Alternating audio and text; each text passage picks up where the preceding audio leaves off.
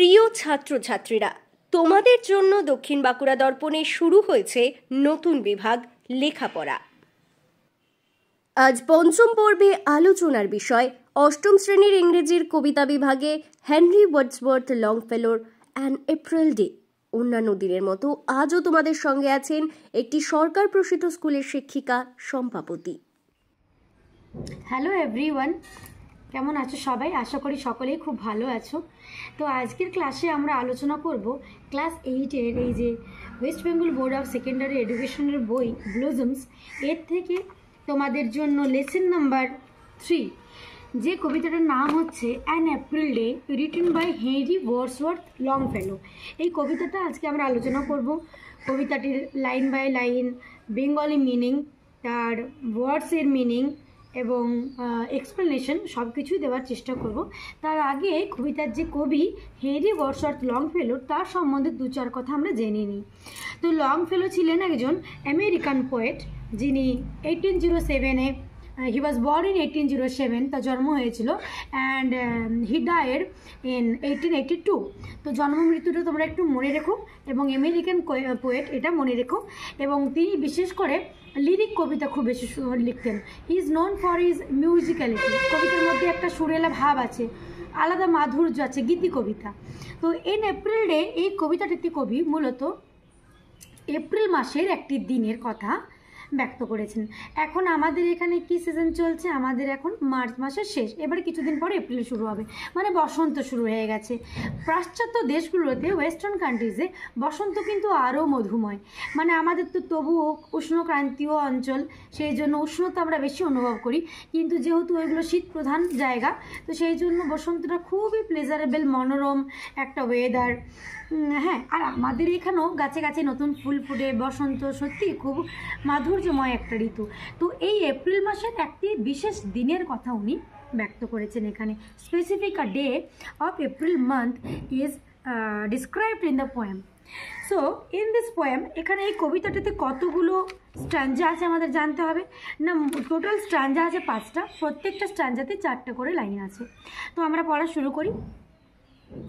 When the warm sun that brings seed time and harvest has returned again. When the warm sun, সূর্য এসেছে। সূর্যটা কেমন? Worm, খুব hot নয়, কিন্তু hot এবং ওয়ার্ম এই দুটোর মধ্যে কিন্তু পার্থক্য আছে। হট কোনটা? যেমন ধরুন আপনারা চা খাচ্ছেন, চাটা চুমুক দিয়ে দেখলেন, চাটা লাগলো আপনার ঠোঁটে, তো সেটা হট, কারণ আপনি মানে ফিল করতে পারছেন, সেটা আপনার গরম অনুভূত হচ্ছে, আপনি পুরোটা ঢকঢক করে খেয়ে নিতে পারছেন না। আর ওয়ার্ম কোনটা? যেটা খুব কমফোর্টেবল। ধরুন শীতকাল, প্রচণ্ড ঠান্ডা, সূর্য রোদ্দুর দিচ্ছে, তো সেই সূর্যের যে কিরণটা সেটা কিন্তু খুব ওয়ার্ম, খুব কমফোর্টেবল, যেটা আপনি এনজয় করতে পারবেন। গ্রীষ্মকালের সূর্যের রোদটা কিন্তু স্কর্চিং, যেটা আপনার শরীরে, আপনার ত্বকে জ্বালা ধরাবে। তো এই দুটো ফিলিংসের মধ্যে কিন্তু পার্থক্য রয়েছে। ওয়ার্ম মানে উষ্ণ, অভিনন্দন, ভালোবাসা, এগুলো উষ্ণ হয়। তো খুব সফট একটা সূর্য কিরণ, ওয়েন দ্য ওয়ার্ম সান, সেই সূর্য তার উষ্ণ কিরণ নিয়ে যখন আবার ফিরে এসেছে। সূর্য কি নিয়ে এসেছে? দ্যাট ব্রিংস, দ্যাট মানে এখানে সূর্য কি নিয়ে এসেছে? ব্রিংস, এনেছে কি? সিড টাইম অ্যান্ড হারভেস্ট, বীজ বপনের সময়, এবং হারভেস্ট মানে ফসল কাটার সময়। হারভেস্ট মানে তোমরা মনে রেখো ফসল কাটা। এই সময় দুটো আবার এসে গেছে। হ্যাজ রিটার্নড এগেন, রিটার্ন মানে ফিরে এসেছে। ফসল কাটা এবং নতুন করে বীজ বপনের সময় আবার এসেছে। It is sweet to visit the still wood, এই সময়টাতে শান্ত, মানে স্টিল মানে হচ্ছে আমরা বলি না স্টিল ফটো, মানে যেখানে কোনো চলাচল নেই, একদম শান্ত। তো সেই শান্ত উড মানে বনভূমি, শান্ত বনভূমি ঘুরতে, বিচরণ করতে, ইট ইজ ভেরি সুইট, খুব ভালো লাগে। কার ভালো লাগে? পোয়েট পার্সনাল ভালো লাগে, যে মানে বক্তা এখানে কথাটা বলছেন। কবিতার ক্ষেত্রে আর তো আমরা ন্যারেটর বলি না, আমরা পার্সনা বলি। তো হতে পারে কবি নিজের কথাই বলছেন, তো সেই জন্য poet persona. Where springs the first flower of the plain, বনভূমি ঘুরতে এই সময় ভালো লাগে, যে বনভূমিতে, বনাঞ্চলের বা সমভূমির প্রথম পুষ্প প্রস্ফুটিত হয়, প্রথম ফুল ফোটে। বসন্তকালে তো আমরা জানি গাছে গাছে নানান ফুল ফোটে, তো সেই জন্য বলছেন যখন বনভূমির প্রথম পুষ্প প্রস্ফুটিত হয় সেই সময় বনভূমির প্রান্তরে ঘুরতে আমার ভীষণ ভালো লাগে। এই গেল প্রথম স্ট্যাঞ্জা। এখানে কবি actually the poet celebrates and welcome spring season and you also welcome the sun. So second পার্টে উনি কী ব্যক্ত করেছেন? স্প্রিং সিজনের প্রতি ওনার ভালোবাসা। এখানে স্প্রিং সিজনের কথাই কিন্তু ব্যক্ত করা হয়েছে। I love the season well, আমি এই ঋতুটা খুব ভালোবাসি। কোন ঋতুটা? বসন্তকালের ঋতু, spring season. The poet is saying that he is in love with the spring season when forest glades are teeming with bright forms. বসন্তকাল ভালোবাসি যখন কি হয় না, ফরেস্ট গ্লেডস বনভূমির যে ফাঁকা সমতল জায়গাগুলো রয়েছে, গ্লেডস মানে হচ্ছে ফাঁকা সমতল জায়গা, সেই জায়গাগুলো কি হয়? Teeming with bright forms. Teeming মানে হচ্ছে একদম ঝলঝল করছে, ঝকঝক করছে, উজ্জ্বল হয়ে রয়েছে। কিসে? ভরে আছে। টিমিং মানে ভরে আছে। ব্রাইট ফর্মস উজ্জ্বল রঙে পুরো বনভূমির ফাঁকা সমতল প্রান্তর ভরে রয়েছে। Nor dark and manifolded clouds foretell the coming on of storms. Nor dark and manifolded, fold মানে হচ্ছে ভাঁজ, ম্যানিফোল্ডেড মানে হচ্ছে অনেক স্তরীভূত বা অনেক ভাঁজযুক্ত। মেঘের উপর মেঘ জমে না বর্ষাকালে, তো ওগুলো হচ্ছে ম্যানিফোল্ডেড ক্লাউডস। বলছি এই সময়টাতে স্প্রিং সিজনে কোনো কালো বা স্তরীভূত পুঞ্জীভূত মেঘেরা ঝড় আসার আগাম পূর্বাভাস কিন্তু দেয় না। ফোরটেল মানে হচ্ছে আগাম পূর্বাভাস দেওয়া। যেহেতু এই সময় আকাশ মোটামুটি পরিষ্কার থাকে, সেই জন্য এখন কোনো পুঞ্জীভূত বা স্তরীভূত কালো মেঘের দেখা পাবে না এবং ঝড় আসবে তার পূর্বাভাসও মিলবে না। So in this stanza the poet is actually expressing his love for the spring season. Now we will come to the third স্ট্যাঞ্জা।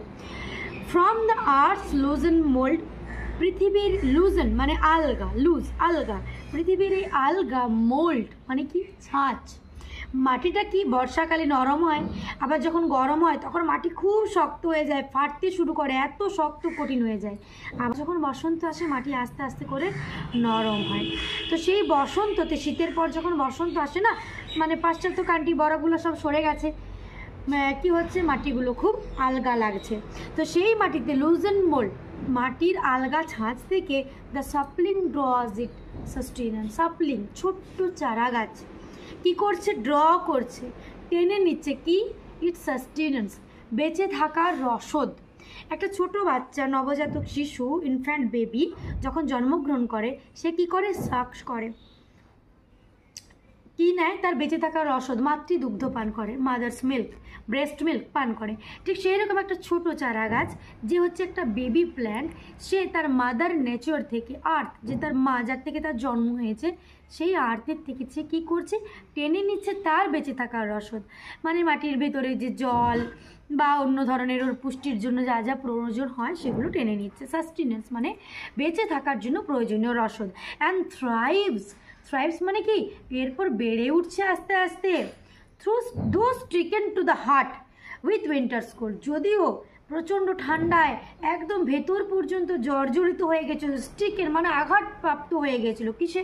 With winter school, ভয়ঙ্কর ঠান্ডা। ওই সকল জায়গায় তো আবার বরফ পড়ে, গাছগুলো বরফের ভারে নুয়ে পড়ে। দ্য ড্রুপিং ট্রি রিভাইভস, যে গাছগুলো বরফের ভারে নুয়ে পড়েছিল সেই গাছগুলো আবার কি করছে? পুনরুজ্জীবিত হয়ে যাচ্ছে, রিভাইভস। তো this stanza is actually speaking about spring's liveliness, সতেজতা, সজীবতা, নতুন প্রাণ, পুনরুজ্জীবন হচ্ছে। গাছগুলো যেগুলো বরফের চাদরে ঢেকে গেছিলো সেগুলো আবার একটু করে করে বরফ গলে গেছে, আবার নুয়ে পড়া গাছগুলো মাথা তুলছে এবং ছোট চারা গাছগুলো বেঁচে থাকা রসদ মাটি থেকে গ্রহণ করে বেড়ে উঠছে। The softly warbled song comes from the pleasant woods. Warbled মানে উঁচু নিচু নানান ধরনের আওয়াজ, টোন। তো এই বলছে নানান রকমের পরিবর্তিত সুরে comes from the pleasant wood, এগুলো কোথা থেকে ভেসে আসছে? বন থেকে। বন খুব মনোরম, প্লেজেন্ট, কমফোর্টেবল, সেইখান থেকে বনভূমির থেকে নানান রকমের সুরেলা উঁচু নিচু সুরের পরিবর্তিত আওয়াজ ভেসে আসছে। অ্যাকচুয়ালি এটা রেফার্স করছে নানান ধরনের ভ্যারিয়েন্ট টাইপস অফ বার্ডসকে। বার্ডসের নানান রকমের আওয়াজ, অনেক রকমের পাখি, অনেক রকমের তাদের আওয়াজ। অ্যান্ড কালার্ড উইংস, বিভিন্ন রকমের বার্ড বলছি, ভ্যারাইটি অফ বার্ডস, তো তাদের উইংসগুলো ডানাগুলো কী হবে, কালারফুল হবে। Glance quick in the bright sun, বনভূমিতে নানান সুন্দর সুন্দর ডানাযুক্ত বিভিন্ন রঙের পাখিরা ঘুরে বেড়াচ্ছে এবং মনে হচ্ছে চোখের এক পলকে এক ঝলকে তারা সূর্যের আলোকে আরও উজ্জ্বল লাগছে, তারা সরে সরে যাচ্ছে, উড়ে উড়ে যাচ্ছে। That moves along the forest opening, যে পাখিগুলো উড়ে বেড়াচ্ছে বনভূমির উন্মুক্ত প্রান্তরে। when the bright sunset fills the silver woods with light, এবার পুরো দিনটা উনি ব্যক্ত করেছেন চারটে স্ট্যান্জাতে। লাস্ট স্ট্যান্জায় উনি বলছেন দিন শেষ হয়ে আসছে, এবার গোধূলি শুরু হচ্ছে, টুয়াইলাইট অ্যারাইভেলস। ব্রাইট সানসেট, উজ্জ্বল সূর্যাস্ত হচ্ছে এবং সেটা fills the silver wood with light. রূপলি বনানীকে মানে চাঁদ উঠতে শুরু করবে, আস্তে আস্তে বনভূমি সূর্যালোকের থেকে ট্রান্সফার করছে জ্যোৎস্না আলোকে, রূপলি চাঁদের আলোয় ভরে যাচ্ছে আস্তে আস্তে করে বনভূমির প্রান্তর। এবং সেই যে একদম গধূলিবেলার যে সুন্দর সূর্যের আলো, সেটা মনে হচ্ছে বনভূমিকে রাঙিয়ে দিয়ে যাচ্ছে।